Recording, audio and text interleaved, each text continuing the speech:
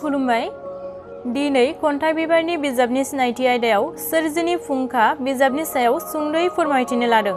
बेयो गांसे रायथाइ बिजाब। बेवहाय गासै दों 16 रायथाइफोर दं। रायथाइफोरनि मुङा जाबाय फारियै। सेथियाव दं राष्ट्रीय कवि समारोह 2007 आरो आंनि मोन्दांथि।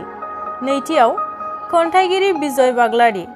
थामथियाव इटानगराव आंनि 7 सान दावबायनाय।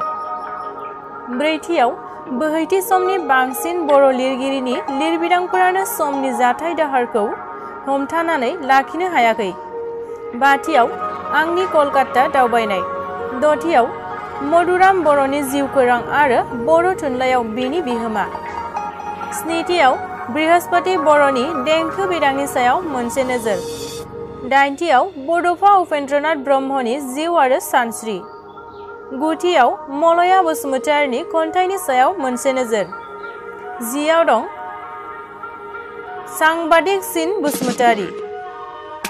जिसेयाव दं खोमसि हाखरनि सिङाव दावसिन नोजोर। जिनैयाव बाथौ धोरोमनि गुमुर।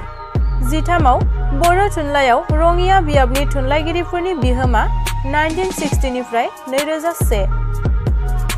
जिब्रैयाव साहित्य एकाडेमिया पुनेयाव खुंनाय लिरगिरि जथुमानि गोदै बिसम्बि।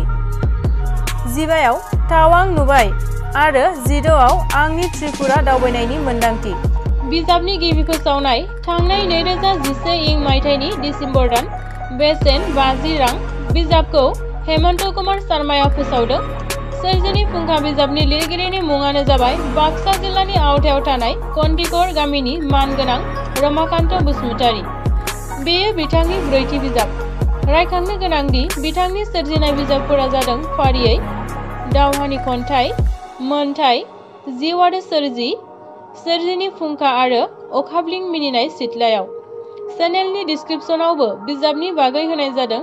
बेजों लोगोसे दिनै जोंनि बिजाबनि सिनायथि आयदाया एसेयावनो थुंगेबाय। गोजोन्थों।